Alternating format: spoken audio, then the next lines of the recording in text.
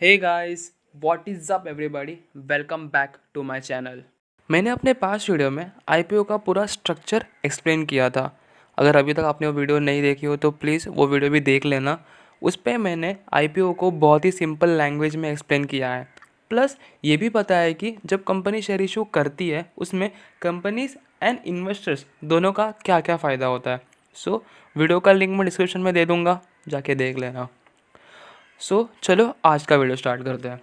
अभी आप stock market में तो आ गए, आते ही आपने बहुत सारे नए नए टर्म सुने होंगे, जैसे कि इंडेक्स, सेंसेक्स एंड निफ्टी। ये सब का क्या मतलब होता है, प्लस ये सब का क्या इम्पोर्टेंस है। थर्ड, अगर इम्पोर्टेंस है वो कैलकुलेट किस बेसिस में करते हैं। दैट इज़, अगर आज आपने सुना है कि निफ्टी 100 पॉइंट्स ऊपर था, वो क्या इंडिकेट करता है। यही सारी चीज़ों का प्रॉपर क्लैरिफिकेशन वो भी बहुत ही सिंपल एग्जाम्पल्स के साथ आज मैं आपको दूंगा। आपका ज़्यादा वक्त वेस्ट ना करते हुए लेट्स गेट स्टार्टेड। स्टार्ट करते हैं इंडेक्स से। अगर इंडेक्स को सिंपल वे में बताओ तो वो अपने इंडियन स्टॉक मार्केट को रिप्रेजेंट करते हैं। जैसे Indian sports player Indian team को रिप्रेजेंट करता है, वैसे ही इंडेक्स इंडियन स्टॉक मार्केट को रिप्रेजेंट करता है। अगर मुझे देखना है कि इंडियन स्टॉक मार्केट अच्छा कर रहा है या नहीं, मैं हर कंपनी का डेटा खुल के उसमें रिसर्च नहीं करूँगा। मैं सिर्फ इतना देखूँगा कि इंडेक्स का क्या स्टेटस है, दैट इज़ ग्रो कर रहा है या नहीं। इंडेक्स मेनली दो चीज़ों से बनता है, that is Sensex and Nifty. Sensex में टॉप 30 कंपनीज होती है जो बीएससी में लिस्टेड है, एंड निफ्टी में टॉप 50 कंपनीज होती है जो एनएससी में लिस्टेड है। अभी आपको इंडेक्स तो समझ में आ गया, बट अभी आपके सामने दो नए टर्म्स आ गए, एनएससी एंड बीएससी। चलो इसको भी समझते हैं। एनएससी एंड बीएससी एक नॉर्मल मार्केट जैसा होता है। मार्केट में कैसे बायर्स एंड सेलर्स मिलते हैं जो पर्टिकुलर प्रोडक्ट को परचेज या सेल करते हैं, वैसे ही एनएससी एंड बीएससी में भी आपको बायर्स एंड सेलर्स मिलेंगे जो कंपनी के शेयर्स परचेज या सेल करते हैं। इसी तरह अभी तक मैंने आपको 5 बहुत इंपॉर्टेंट टर्म समझाए, that is index, Sensex, Nifty, BSc and NSC. ये सब का कॉन्सेप्ट हमेशा याद रखना गाइस, बिकॉज स्टॉक मार्केट में ये आपको हर रोज़ सुनने मिलेगा। चलो आपको ये तो पता चल गया कि सेंसेक्स में 30 कंपनीज एंड निफ्टी 50 कंपनीज से बनता है। बट अभी ये सोचने वाली बात है कि इस कंपनी को किस बेसिस में सिलेक्ट करते हैं। चलो अभी यही पता करते हैं। बाय द वे गाइस, मैं आपको अभी सेंसेक्स के बारे में बताऊंगा क्योंकि सेंसेक्स एंड निफ्टी का कैलकुलेशन सेम ही है। अगर आपको सेंसेक्स समझ गया तो आपको निफ्टी भी समझ में ही आएगा।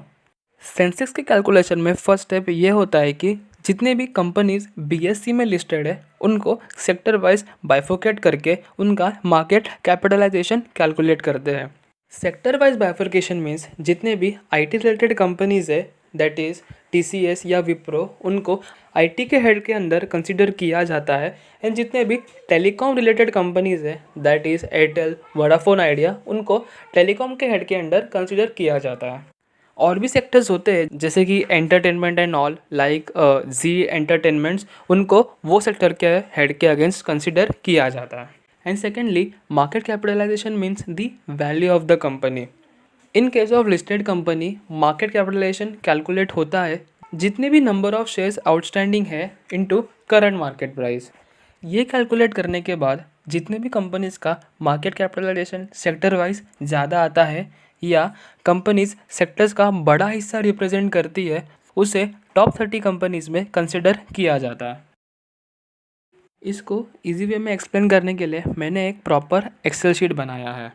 मैंने सिर्फ कैलकुलेशन इजी करने के लिए 5 कंपनीज लिए हैं, that is A B C D and ई।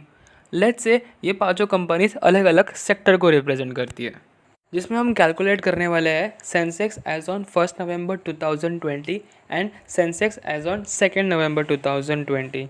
यहाँ पे एक छोटा सा ये अजम्पशन है कि 1 नवंबर को सेंसेक्स फर्स्ट टाइम कैलकुलेट कर रहा है, जस्ट आपको एक्सप्लेन करने के पर्पज़ से। जैसे यहाँ पे एक्सेल शीट में देखोगे मैंने कुछ डेटा पहले से ही भर के रखा है, that is name, shares outstanding and price. By the way guys, मैंने शेयर आउटस्टैंडिंग को बहुत कम डाले हैं जस्ट फॉर एक्सप्लेनेशन पर्पज़ के लिए, ताकि मेरे कैलकुलेशंस इजी रहे और आपको इजीली समझ आए। नेक्स्ट कॉलम है मार्केट कैपिटलाइजेशन। जैसे मैंने आपको ऊपर बताया था, market capitalization means shares outstanding into price. So चलो ये सब के लिए कर लेते हैं एंड उसका टोटल निकालते हैं। तो total comes to around 6,40,000। Next column है वेट का, दैट इज़ पर्टिकुलर स्टॉक का कितना वेट है as compare to total of all stocks. So वो हम कैलकुलेट करेंगे। सो एक ही केस में वो कैलकुलेट होगा 1,03,000 डिवाइडेड बाय 6,40,000। ऐसे ही हम बी, सी, डी और ई के लिए भी करेंगे। और अगर उसका टोटल निकालेंगे तो बट ऑब्वियसली 1 ही आएगा। नेक्स्ट कॉलम है पॉइंट्स का, उसका फॉर्मूला है वेट इंटू 100। इंटू 100 क्यों किया ये मैं आपको टेबल ख़त्म होते ही एक्सप्लेन करता हूँ। सो पॉइंट का टोटल भी आएगा बट ऑब्वियसली 100। सो चलो मैं आपको अभी पॉइंट्स का मतलब एक्सप्लेन करता हूँ। जब भी सेंसेक्स फर्स्ट टाइम कैलकुलेट हुआ था तभी उसका बेस पॉइंट रखा गया था 100, इसीलिए हमने हर स्टॉक्स को इंटू 100 किया है। अभी आप देख सकते हो जब मार्केट कैपिटलाइजेशन 6,40,000 था तभी बेस पॉइंट्स था 100। सो जैसे ही मार्केट कैपिटलाइजेशन 6,40,000 से ऊपर बढ़ेगा वैसे ही अपना बेस पॉइंट भी 100 से ऊपर जाएगा एंड वाइज़ा वर्सा। दैट इज़ जब भी 6,40,000 से मार्केट कैपिटलाइजेशन कम होगा अपना बेस पॉइंट भी उतना ही कम होगा। This base point 100 means as on 1 November 2020 अपना सेंसेक्स 100 पॉइंट्स पे था।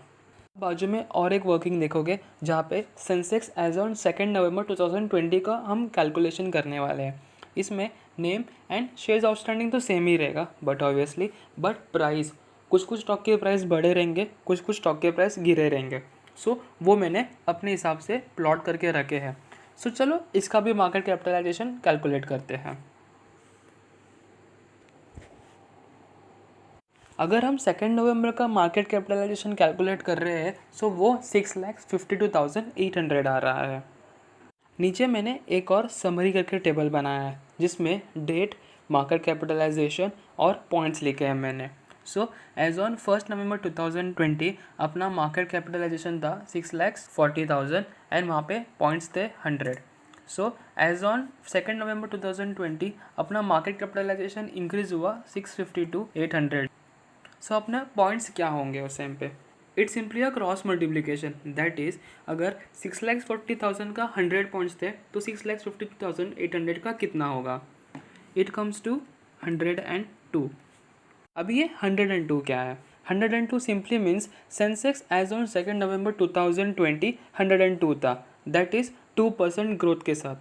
2% ग्रोथ कैसे आया? 1 नवंबर को 100 था, 2 नवंबर को 102 हुआ, सो वो 2% इंक्रीज़ हुआ। ऐसे ही सेम वे में सेंसेस का कैलकुलेशन किया जाता है एंड सेम कैलकुलेशन निफ्टी के लिए भी करते हैं बट निफ्टी के लिए हम 1000 पॉइंट्स का बेस लिया जाता है। आज आपको सेंसेस का कैलकुलेशन कैसे करते हो वो समझा। सो इसी तरह वीडियो को वाइंड अप करते हैं एंड ऐसे ही stock market strategies and information के लिए आप मेरे चैनल को सब्सक्राइब करना ना भूलें।